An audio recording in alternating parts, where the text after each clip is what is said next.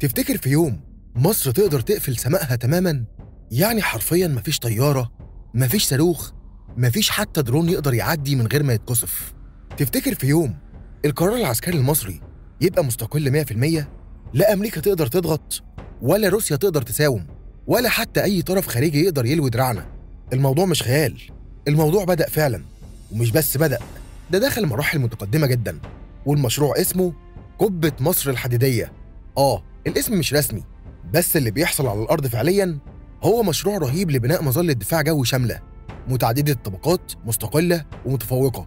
وفي وسط الحروب الأهلية في السودان والاضطرابات في البحر الأحمر والضغط الإقليمي على كل الاتجاهات، مصر بتحفر في الصخر علشان تعمل حاجة مفيش كتير في المنطقة يقدروا عليها.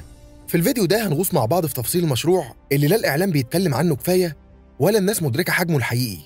هنفهم إزاي مصر بتبني شبكة دفاع جوي ما حصلتش قبل كده، ليه التنوع في مصادر السلاح مش رفاهية لكن ضرورة استراتيجية، إزاي القبة الحديدية دي هتغير معادلة القوى في المنطقة كلها، وليه ممكن نكون بنشهد ميلاد قوة عسكرية إقليمية جديدة ومستقلة فعلا. وده كله مش مجرد شغل تسليح والسلام، ده قرار استراتيجي طويل المدى بيرسم ملامح عصر جديد من الردع والسيادة.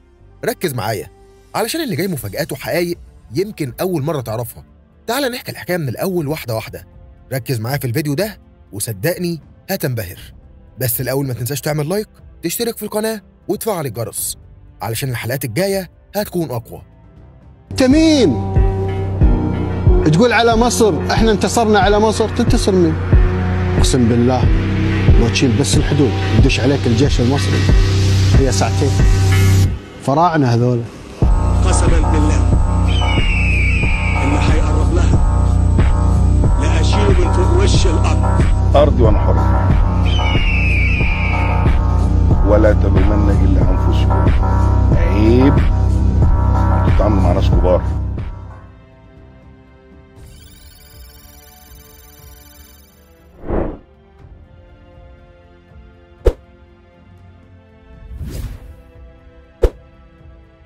من سنين طويلة مصر كانت دايما تحت رحمة اللي بيبيع سلاح. يعني لو أمريكا زعلت تقطع قطع الغيار، الطيارات تقف، لو روسيا اتأخرت الصواريخ تتعطل. وده حصل فعلا أكتر من مرة. في حرب أكتوبر لما أمريكا شافت إننا بنكسب بعتت جسر جوي لإسرائيل ووقفت توريد السلاح للعرب. وفي التسعينات مصر كانت معتمدة على طيارات F-16 وكانت كل قطعة غيار لازم تيجي من أمريكا، ودي كانت نقطة ضعف قاتلة. لكن الوضع اتغير. في آخر 10 سنين القاهرة بدأت تاخد قرارات جريئة، قرارات معناها مش هنخلي حد يتحكم في قرارنا العسكري تاني. النتيجة مشروع رهيب لبناء منظومة دفاع جوي حديثة مستقلة متنوعة وقادرة تصد أي تهديد، سواء كان طيارة، صاروخ، أو حتى طيارة بدون طيار. وده مش بس قرار عسكري، ده قرار سياسي واستراتيجي ورسالة واضحة لكل القوى. مصر بترجع وبقوة وسماها خط أحمر. المشروع ده مش وليد اللحظة، لكن نتيجة تراكمات من إدراك القيادة المصرية إن التبعية العسكرية معناها التبعية السياسية. يعني مفيش قرار حقيقي إلا لما يكون عندك قدرة الردع الذاتي.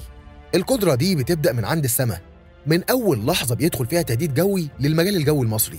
وعشان نكون واقعيين مش أي دولة تقدر تعمل ده. الشبكات الدفاعية دي محتاجة مليارات من الدولارات، محتاجة تدريب، محتاجة هندسة دمج بين أنظمة مش بس مختلفة، دي أنظمة ممكن تكون من دول متنافسة سياسياً وتقنياً. وده التحدي اللي مصر قررت تواجهه.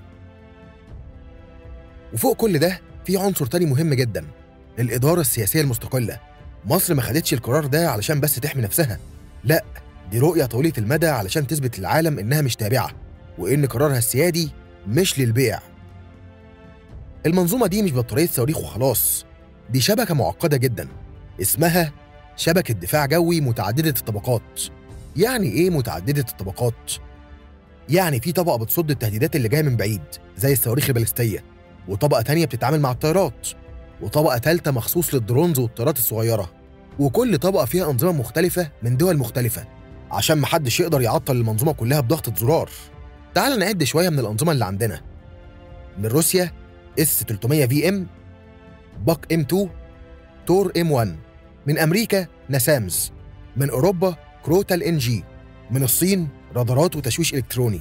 كل ده مربوط بشبكة قيادة وسيطرة ذكية بتخلي كل الأنظمة تتكلم مع بعض. ده غير الرادارات اللي مصر بتحدثها من ألمانيا ومن مصادر تانية. وقدرات الإنذار المبكر اللي بتكشف التهديد قبل ما يدخل المجال الجوي.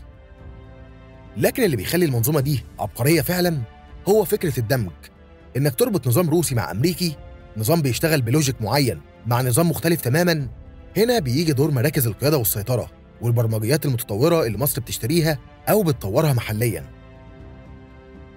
كمان لازم نفتكر إن كل منظومة بتحتاج بنية تحتية، يعني قواعد، محطات صيانة، مراكز قيادة، ودي كلها مصر بتحدثها من سنين. كل قاعدة جوية بقت أشبه بمدينة متكاملة. كل ده علشان لما تيجي لحظة الحقيقة كل زرار يشتغل من غير ما يستنى موافقة من بره. اللي يخلي ده إنجاز أعظم إن مصر بتعمل كل ده في وقت صعب،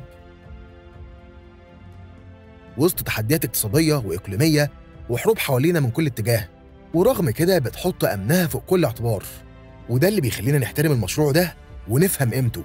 منظومة الدفاع الجوي القوية مش كفاية لوحدها لأنها بتلعب دور دفاعي، لكن الردع الحقيقي بيجي لما يكون عندك كمان قوة جوية هجومية تقدر ترد على أي تهديد وتوصل لقلب العدو قبل ما هو يوصل لك. وعشان كده مصر ما اكتفتش بتقوية الدفاع الجوي، لكنها كمان اشتغلت على تحديث سلاح الجو بشكل غير مسبوق. مصر اشترت طيارات رافال من فرنسا وهي من أقوى المقاتلات في العالم. الرافال مش بس طيارة شبحية، دي كمان قادرة تحمل صواريخ جو أرض دقيقة وتقدر تخترق الدفاعات الجوية المعادية وتنفذ عمليات جراحية بدون ما تتكشف. وعندنا كمان الميج 29 الروسية، ودي من المقاتلات التقيلة اللي بتديك مدى طويل وقدرة مناورة رهيبة وتسليح ضخم. ده غير الاف 16 اللي رغم انها بقالها سنين في الخدمة لكن لسه بتقوم بدور مهم في حماية الأجواء. بس الأهم في السنين الأخيرة هو الدخول بقوة في عالم الطيارات بدون طيار. مصر بدأت تنتج درونز محلياً من فئات متعددة، منها الاستطلاعي ومنها القتالي، وبدأنا نشوف نماذج مصرية خالصة وبعضها بالتعاون مع الصين وباكستان. الميزة هنا مش بس في السلاح نفسه لكن في المعلومات. الطيارات دي بتديك رؤية لحظية للميدان، بتكشف تحركات العدو وتقدر تضرب في الوقت المناسب. وبما إنها من أرخص المقاتلات التقليدية فبتوفر قدرة نيران كبيرة بتكلفة أقل. التكامل بين الطيران الحربي والدرونز والدفاع الجوي بيخلق شبكة متكاملة، يعني أي تهديد يظهر يتكشف بسرعة، يتتبع بدقة، يتضرب بكفاءة، ولو حصل هجوم الطيران يطلع يرد ويمنع تكراره. وكل ده بيتم من خلال منظومة قيادة وسيطرة موحدة، يعني في غرفة عمليات بتربط بين الرادارات، الصواريخ والطيارات والدرونز، وبتصدر الأوامر في لحظات.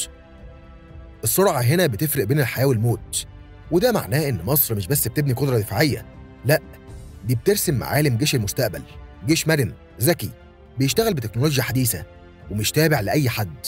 وده عنصر أساسي في بناء القبة الحديدية اللي بتحمي سماء مصر من أي تهديد. لما نقول إن مصر بتبني شبكة دفاع جوي متعددة المصادر، الموضوع بيبان على الورق إنه قوة، بس في الواقع هو تحدي هندسي وتقني مرعب. لأن كل دولة بتبيع سلاح بتبيعه بنظام مغلق، يعني الأمريكاني مش هيخلي نظامه يشتغل مع الروسي بسهولة، ولا الفرنسي هيرضى يفتح شفرات النظام بتاعه علشان يتربط بالصيني. هنا بقى يجي دور العبقرية المصرية. الدمج بين الأنظمة دي محتاج خبراء في الإلكترونيات، البرمجة، الشبكات وأنظمة القيادة. محتاج مهندسين عسكريين يقدروا يفهموا كل نظام لوحده ويعملوا طبقة وسطية تخليهم يتفاهموا مع بعض. ومش بس كده، في حاجة اسمها سيادة القرار التشغيلي، يعني أنت لما تعتمد على نظام أمريكي فهو بيبقى له قيود، ممكن في أي لحظة الشركة المصنعة تقفل التحديثات أو تمنع الدعم الفني. لكن لما تربط النظام ده بمنظومة محلية وتفهمه كويس تقدر تشتغل بيه حتى لو اتقطع الدعم، وده اللي مصر اشتغلت عليه بجدية. مراكز القيادة والسيطرة اللي بتتبني دلوقتي مبنية بأسلوب يخليها تستوعب أي نظام جديد وتشتغل حتى في بيئة عدائية إلكترونياً، يعني لو حصل تشويش أو هجوم سيبراني المنظومة تقدر تكمل وترد. كمان لازم ناخد بالنا من البعد السياسي. لما مصر تشتري من روسيا ده ممكن يزعل أمريكا، ولما تاخد من الصين ده ممكن يقلق أوروبا. فإزاي تمشي بين الألغام دي من غير ما تخسر حليف؟ الإجابة هي التوازن. مصر بتعرف توازن بين علاقاتها وبتوضح دايما إن الهدف من التنوع مش تحدي طرف معين لكن بناء قدرة مستقلة.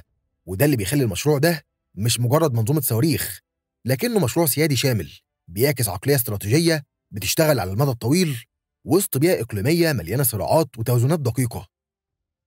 بس كده، وزي ما بنقول دايما على قناة علشان لو حد سألك، لو لسه بتتفرج لحد دلوقتي شكرا إنك كملت معانا لآخر الفيديو. لو عجبك التقرير ما تنساش اللايك والاشتراك علشان يوصل لك كل جديد. نشوفك في الفيديو الجاي. سلام. انت مين؟ تقول على مصر احنا انتصرنا على مصر، تنتصر مين؟ اقسم بالله لو تشيل بس الحدود يدش عليك الجيش المصري هي ساعتين. فراعنه هذول. قسما بالله اللي هيقرب لها لأشيله من فوق وش الأرض. ارضي وانا حر، ولا تلومن الا انفسكم. عيب انتوا بتتعاملوا مع ناس كبار.